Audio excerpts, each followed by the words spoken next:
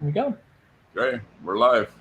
Hey everyone, happy Thursday. It's Evan here, and I have the joy and the honor to moderate a conversation with Daniel Horine, owner and creator of Popfly Pop Shop, and Randy Johnson. Yes, that Randy Johnson, 303 wins, 4,875 strikeouts, led the league 9 times. By the way, another 3 times, got second, 5 Cy Youngs. Yes, World Series champion in 2001, but I think even cooler, that playoff series outpitched Maddox and Glavine in one series. Greatest free agent signing ever. 4-year deal in Arizona, 4 Cy Youngs. Hall of Famer Randy Johnson. How are you today? Right. Thank you so much. Thanks, Evan. Wow, what a introduction. I practiced that. All you Randy Johnson fans, welcome. If you are new to Popfly Pop Shop and not sure what that is, it is a creation from this artist genius, Daniel Horine. What he does is he creates a comic book style cover. It's not a comic, but it's a cover. And he releases these once a week, and then they're retired forever. And so this week until Sunday, you have the option to purchase a Randy Johnson one. They're $50, but if you want to do 160, it was autographed by a Hall of Famer, Randy Johnson himself. Daniel, can you go ahead and show this beautiful piece of art to everybody? You got it. There she is, popflypopshop.com. Daniel, let's talk about this art a little bit. The first thing that stands out to me are the words focus and fury. Why did you choose those words? That was something actually we kind of went back and forth a bit, like what to have the character. I'll call it the character. I know it's you, Randy, but I'm going to call it the character. Have the character say, and I'm glad about that. You know, I pulled a quote there about winning that I had found on the internet, but I think Randy, you had mentioned that maybe there's a better thing that we can put there. So I kind of went back and forth about that, and what's for me, what sort of came into focus as we were doing that is just kind of the theme of the piece is the focus and the fury, and it's what I love about the particular phrasing on there is that it's not just it's a sequence. One leads into the other. It's not just kind of blind fury and focus without intention, So I love the sequential steps of it, focus and fury, and it was kind of the driving force of the whole piece is just those 2 words right there. I'd love to hear your thoughts, Randy Johnson, because those words almost sound like antonyms to me. And so how did you pitch with both focus and fury at the same time?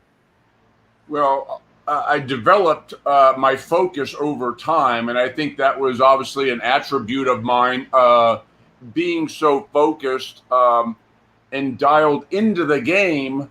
There was times when I would pitch in a very close game that after the game was over, I would have a headache from concentrating every pitch. If I was winning 2-1, 1-0, and I'm throwing against another great pitcher, I realized that that's probably all the runs I'm going to get, so I can't afford to give up another run or a run.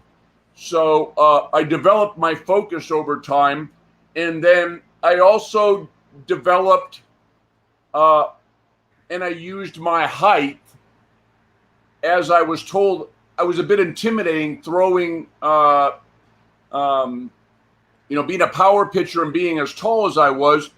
A lot of hitters said that I was intimidating. So I also developed being intimidating, or at least trying to be, and using that to my advantage. So focus obviously is something any pitcher needs to develop first. You need to develop that. And then as I did, I started using my height and my leverage from my height and my velocity as a tool to intimidate, if I could, opposing hitters. Because if they were intimidated coming up to me, whether they were worried about being hit by a fastball or whatever it may be, well, then half the battle was already won. When they were getting into the batter's box, they wouldn't be as comfortable, and that was my whole objective, was to not make them comfortable. So I felt like over time, when I developed my focus, I also pitched with fury. Yeah, it seems like early in your career, you were a little bit more wild, maybe more fury. That's an understatement, yeah. But it seemed like that served you in the long run, where your focus came into play, but the aura of your early wildness never left you. And so right. Well, I think that's exactly it. I think, I think the inability to throw strikes as a pitcher when I was younger, I think, great hitters that I had the opportunity to face were worried about getting hit because I was so erratic. And then over time, I developed my focus and my mechanics and was able to throw strikes on a more consistent basis. And then any wildness I had was on purpose then, because I had harnessed my pitching abilities to a whole nother level. And I think in the back of most hitters' heads, they still were getting in the batter's box and feeling uncomfortable because of when I was younger and inconsistent. It's a great answer. Reflecting on this comic book cover, Randy Johnson, if you were a comic book person, would you be a hero or a villain? And maybe as the answers, can you show them the clip? Absolutely a villain. Yeah, absolutely. Absolutely. I mean, you can see that. I mean, my eyes are red, and I just enjoyed going back and forth with Daniel. I mean, make me a villain. I pretty much where I was. Half the season, my games were spent pitching at home, and then the other half of the season was, pitching on the road. So obviously I wasn't, a welcome sight when I was taking the opponent's mound. So I felt like, okay, well, you can boo me. I am a villain, and a lot of people kind of, live up to that, label, if that moniker, if you will. And sometimes, it works really well. But yeah, I think I was more of a villain on the road than I was obviously at home. And how are you depicting him there, Daniel? In your mind, is he a villain? Is he neutral? What's going on? Oh, you're on mute, friend. That's not how you do interviews. I think it's an interesting question. I think to think about it, I didn't really start off thinking, oh, is it going to be a bad guy, good guy? But I immediately went to, the comic book character Galactus, just this giant figure that is neither good nor bad. He is just being. And I thought about that, and I thought about like the sun. It melts the wax, it hardens the clay, and so that's the kind of presence that I was thinking there. And Randy, there was some interviews I read of you that really stuck out in my mind, is that how you thrived on those boos that you would get from on the road, but also you would hear the cheers, and you would give your all, for those cheers that were cheering you on. So it was just kind of mega force that was different things to different people. So this is on popflypopshop.com. These only available until Sunday, and it's retired forever. So you can grab one of these for $50. If you want it autographed by the greatest left-handed pitcher of all time, it's only $160, and that will get mailed out to you. You don't have to wait in a 5-hour line at a convention, hoping the dealers don't autographs away from you. Randy Johnson, I can tell you were a villain to me. I am an Angels fan. A what? I'm an Angels fan. Okay, sure. Yeah. Angels. Absolutely. Yeah. And so in 95, yes, of course. Crazy end of the season. Angels had a 11.5 game lead on you guys. You came back. Angels came back in the last 5. We had a 1-game playoff, and you destroyed us so bad with a complete game. that Randy Johnson, when we turned back in our playoff tickets at the stadium, because there wasn't internet then, picture 20,000 people at Angels Stadium waiting their turn to turn their playoff tickets back to get a refund in dead silence. You created a funeral. Well, I have to say that that on that particular day, my career came full circle because I started off my career pitching in Montreal, and in 1989, I got traded from Montreal to Seattle for Mark Langston, who was pitching for the Angels then. I was still in Seattle. Mark was in Montreal, but Mark didn't stay in Montreal. Inevitably, he signed to go to the Anaheim Angels or the California Angels. And so then in 95, we both had the same records. So there was a one-game playoff. So for me, it came full circle because now I'm pitching against the pitcher that I was traded for from Montreal. So, the outcome obviously was a great bonus for myself and for the franchise in the city of Seattle. But for me personally, it was just kind of interesting to have the opportunity to pitch against someone that I had been traded for. So, you're the hero in Seattle, but a villain here in California. The sun melts the ice and hardens the clay. I'd like to ask you about the 97 Mariners, Randy Johnson. I look at that team as an AL West fan, and I think that team is up with the 20 Yankees on one of the greatest teams of all time.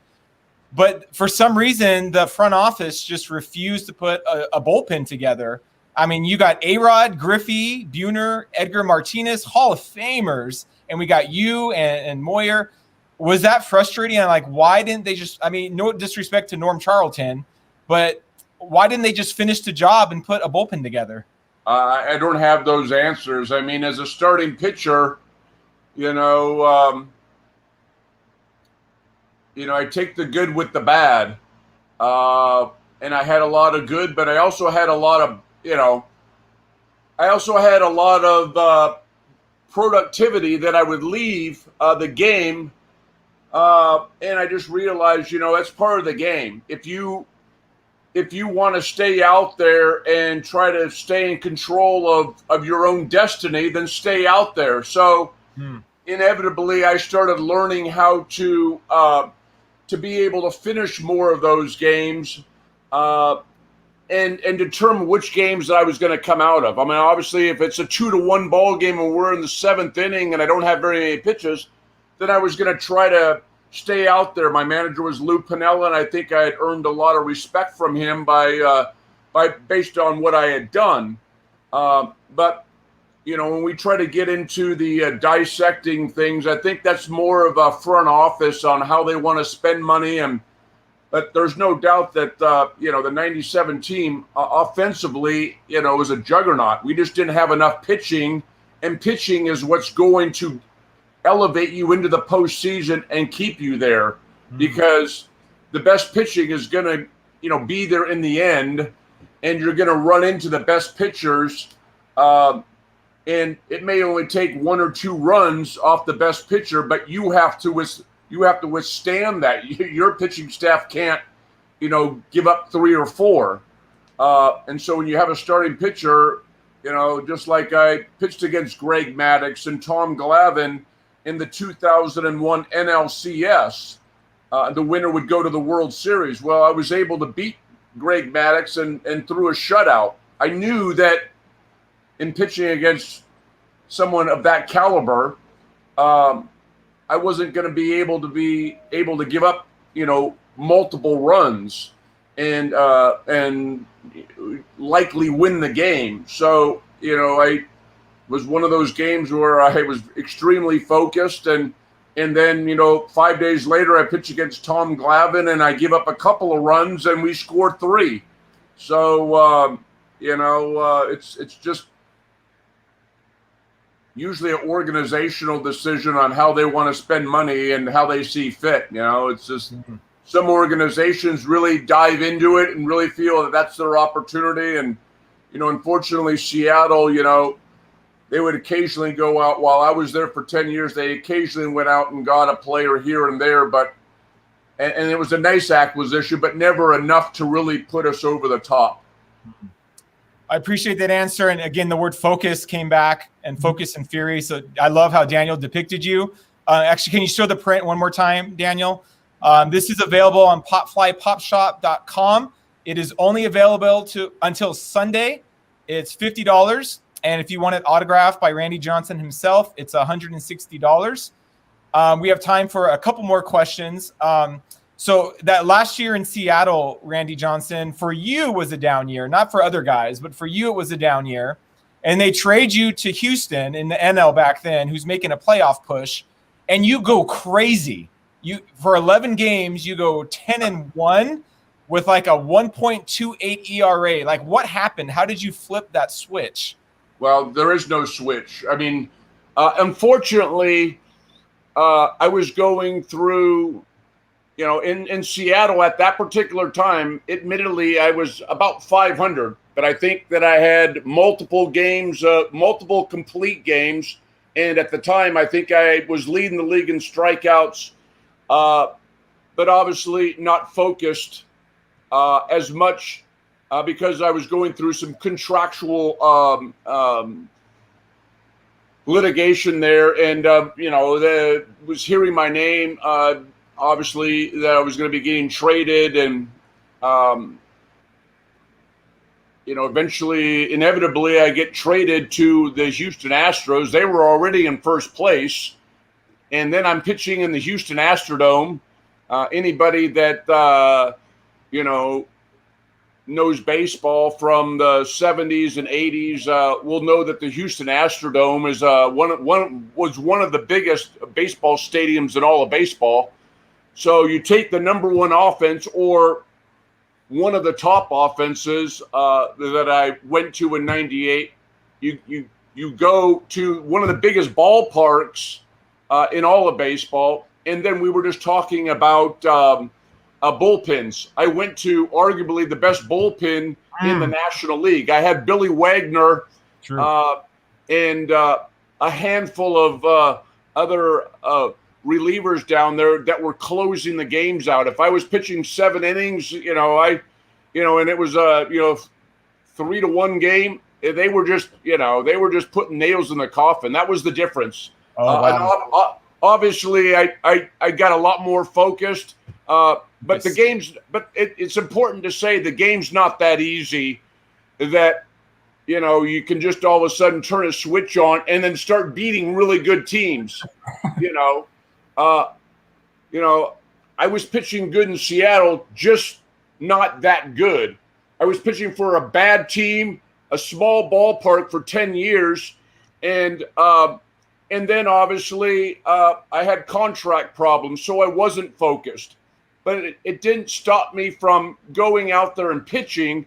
I just didn't go out there and pitch as good as I would have liked to have, admittedly. Now, I don't think they nailed your mechanics well for the Astros. I never saw you throw like that. But again, you hear the fury and the focus coming back. So it affirms the depth, Daniel, with your piece of art. And can you show that again, please? Sure. Again, only available until Sunday. This is on popflypopshot.com. It's $50, $160, but it'll be autographed by Hall of Famer Randy Johnson. And maybe, Randy Johnson, the last question I'd like to ask is, for me, some of your most iconic moments, ironically, have you coming out of the bullpen, of just the theatrics of it, of walking to the bullpen from the dugout and everyone realizing what's going to happen next inning. How did that work? Did you initiate it with the manager? Did you push for it? I think that was a byproduct of just being the best pitcher on the staff. Being in 95, I pitched that 1-game playoff against Mark Langston.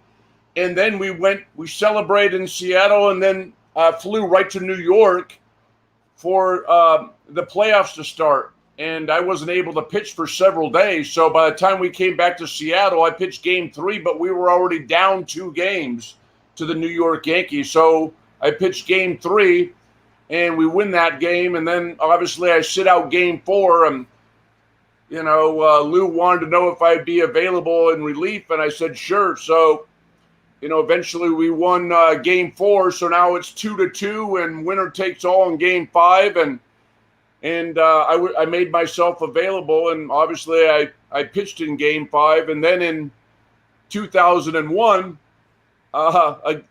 against the New York Yankees again, I had pitched in game 6, and against Andy Pettit, and it was a bit of a blowout game. I think we had scored multiple runs, Bob Brunley asked me if he took me out of the game now, I think it was the 6th or 7th inning, would I be available tomorrow? And I'm thinking, well, I already threw 240 innings all year. I pitched all through the playoffs. I guess I can be available. I mean, I'm not going to shy away and say no, but obviously when you put yourself out there, you never know what, you could be, the hero or the GOAT, you don't know what's going to happen. But it all worked out, So absolutely, some of the games that I've come in relief and pitched have been, monumental games. Ironically, both against the New York Yankees, but arguably the best times of my career. Well, thank you for your career. Go ahead, Daniel. Before we go, I know I'm a little long here. Randy, do you have time for one question from the stream? Sure, yeah. Let's get to some of these. If there's any questions out there, hopefully your viewers will ask a few right now. Great. Michael Prine asked, at what point in your career did you feel that you turned the corner from needing to prove yourself to striking fear in your opponents by name alone? I would say in the early 90s, I was still trying to find my way, being as tall as I was, and trying to find my release point and my footwork. And eventually, it's been well documented in the early 90s that I had a conversation with Nolan Ryan, who was with the Texas Rangers at the time, and Tom House, who was the pitching coach. And they had noticed some how I was landing on the mound as I was getting ready to release the ball. The reason why I was inconsistent is because I was landing on my heel. So when you land on your heel, my momentum after I would land, I would pivot and I would fall off towards the third base side. So we corrected that, and I incorporated that throughout the rest of the year. And then really in 1993, obviously I had some personal things. My dad had passed away during the off season. So that was really where my focus really started to be able to hone it in a little bit more, and the ability to dig down a little bit deeper. So the mental part of my game and the physical part with the conversation really started to take shape in 93. And that was really the year that was my year that I really put everything out there. And I think I'd won 17 or 18 games. And from that point on, I just felt like my focus and my determination had really turned the corner. Another question was about what's a modern picture that you would like to watch? What's that? Is there a modern day pitcher that you would enjoy watching today, that you do enjoy? Well, I do. There's several pitchers.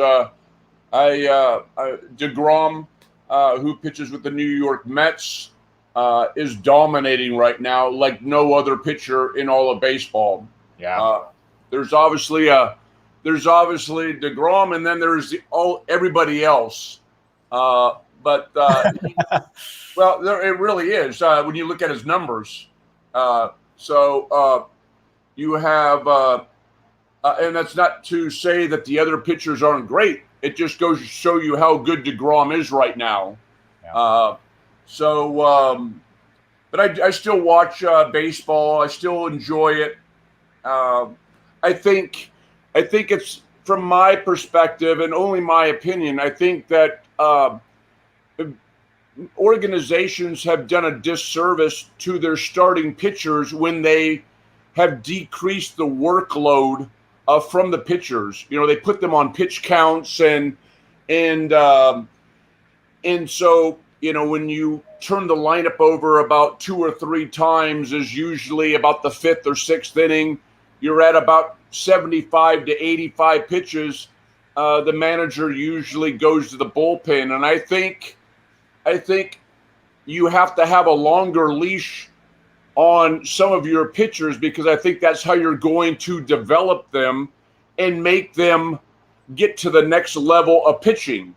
I don't think that they're going to understand how to get through certain situations in the game when they're tired, or the game gets really dramatic, and the tying or go ahead run is on 2nd and 3rd, and there's 2 outs or 1 out. Now you really got to pitch, but you're also tired. But that's what gets you to the next level of pitching. And I think in today's game, a lot of that has been taken away because of pitch counts, and they just feel like the bullpen can pick up where the starting pitcher is left off. And I really think that you're not going to develop some of your starting pitchers to be the superstars that you would like them to be, based on how they work pitchers in today's game. Appreciate that feedback.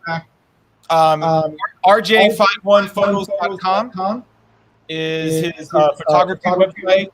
Encourage everyone to go check it out. Also, thank you for your time. Thank you for your career. Thank you for being willing to sign these prints. My favorite pitch of all time in baseball is your slider to a right-handed batter when it would hit him in that back foot on a strike 3 dead ball. It was a piece of art. Randy Johnson, thank you for the time today. And Daniel, can we have you stick around a little bit? Absolutely. Thank you, Randy. I really appreciate it. Thank you, Daniel. Thank you, Evan. Thanks to all the viewers out there. And buy the poster, and I'll put my best autograph on it for you. Nice. Thank you. Thank you, everybody. All right. That was Randy Johnson. I'm going to say second best pitcher of all time, best left-handed pitcher. Daniel, you've done some amazing players. I don't know, this guy's like a tick above, no disrespect to some of the other guys you've done. Talk about, was there any more intimidation there? Did you feel the fury and like, hey, here's my art? What do you think? Yeah, there certainly was that, because, it's well known that Randy's a photographer, and he's a musician, he's a drummer. So he's obviously an artist, so there is an excitement, and there's an intimidation of like, okay, fellow artist, here is my art, and it's very personal. Here's my art of you. So and you're Randy Johnson, whose reputation like precedes him. So there was a elation and definitely intimidation, but just I think more so just on the artist to artist level. It's not an easy thing. Collaboration is very difficult, and it's not an easy thing to do, just period. So to kind of be in that artistic relationship was yeah, two different things at the same time. Can you go ahead and show the print one more time? And I keep saying one more time, just show it again. Maybe can you talk about the contrast of the words focus and fury, because even like the bubbles are different, the color and the fonts are different. Help us understand some of the nuance of that. This sort of went through a few iterations, and I really am happy with where it landed with it now. And the way I saw it, it was that it was not I come with focus and fury. It was very much a sequence, and I come with focus and I pitch with fury. So it was like it was kind of one begat the other, and with, I think I mentioned it, I don't remember if we were live or not when we talked about it, but it was the sequence. It wasn't just kind of just wild blind fury. It was like through that focus came the fury, and that was sort of the gateway to that fury. And so I wanted to represent that. The tone of focus is it's concise, and it's small, it's measured, but then the fury is I don't want to say chaos, but it's an explosion, but kind of like behind him, it is a presence. Yeah, I love the some of your other covers were less baseball-y, so to speak, but I love this is like this looks like an at bat where just the chance of someone getting a hit off the felt like impossible, where it was just this explosion at the plate. And so I love how your baseball comes through in here. Thank you. You always have little Easter eggs. Can you tip some of those for us? Let us see some of the little secrets in your cover. Sure. I can't zoom in on it here, but there's the Triple Crown winner, Randy Johnson. There's three crowns underneath the price up there. There's a Canadian price on there just to kind of nod to his time out of the States. And a couple of details hidden in the barcode and the top left there. Just fun little things to dig through. So as we talk about this a little bit more, if you have any questions specifically for Daniel, go ahead and throw those in. This is, if you're new to Popfly Pop Shop, these are comic book style prints. They are only available for a week at a time, and then they are retired forever. So many people can constantly beg and beg and beg for reprints, and it has not happened. They're only available for the week. So go to popflypopshop.com, and this print is available until this Sunday. It's a $50 price. If you would like it autographed by Randy Johnson himself, it is a $160 price. If you could go back to the print again. In your mind, was this a right-handed hitter or a left-handed hitter? Did you think about that at all, or just does it not matter?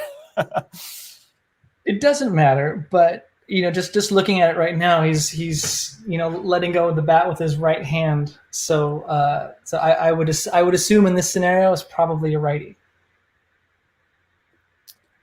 This is someone noticed in the comments. This is the first issue of season 3. If you are new to Popfly Pop Shop, you can go up on that website and see the retired ones from years past.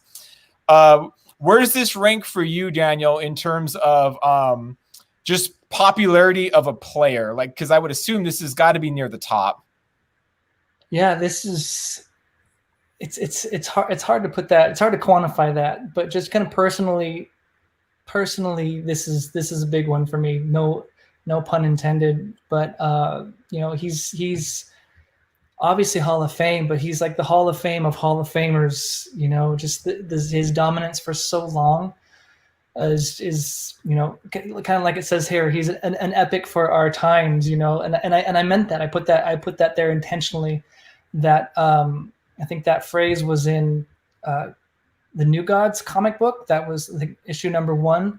An epic for our times, and I took that wording and put it here, and very, very intentionally, because he is the epic for our times. So it's huge for me to have Randy Johnson be a part of this and to like it and be involved. It's huge.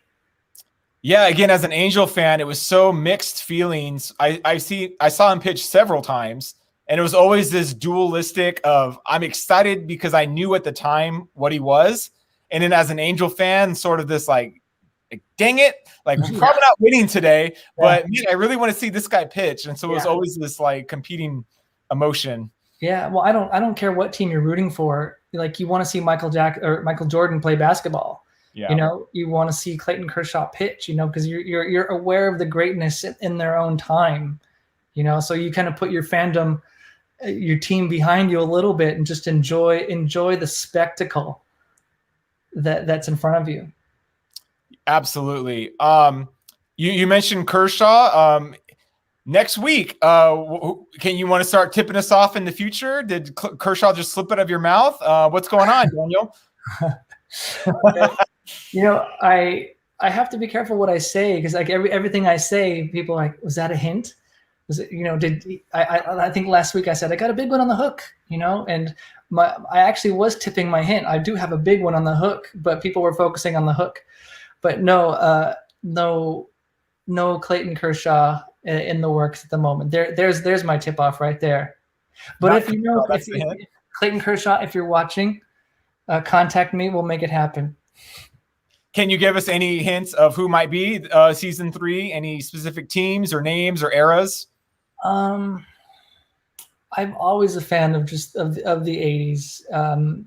It's you love what you know and what you're familiar with. That's just when I fell in love with baseball. It was mid to late 80s, and that's the sweet spot that I always kind of return to, is kind of who was around then. So I can certainly share that there's going to be more of that. We've got another one planned for next Sunday. Also going to be an autograph opportunity there as well. Yeah, that's all I can really say at the moment, but looking forward to it. Fair enough. All the fans, I'm trying. I don't know what to tell you. I try to get them to spill the beans. I'm on your side. No, maybe last question I would have, Daniel. Were you ambiguous on what team he's on here? I was. And kind of direction from him was he was thinking about having somehow a mix of the Mariners and Diamondbacks, because those are obviously two very significant teams in his career. So rather than kind of making a mixture of these two that kind of neither one could really relate to fully, I decided, well, I'll obscure it, and that way the fan of any team could embrace it. Well, Daniel, this is a good one. Not that the other ones aren't, but this one's pretty high on my ranking already. So everyone, the only way to get these without paying off-market markup prices is popflypopshot.com. It's available until this Sunday, $50. If you want to go big and get a Hall of Famer signature, it's $160 mailed to your door. And I will throw out this last question because you snuck it in, Robert. Do you think you might revisit the Negro Leagues for a future print? Definitely. There is...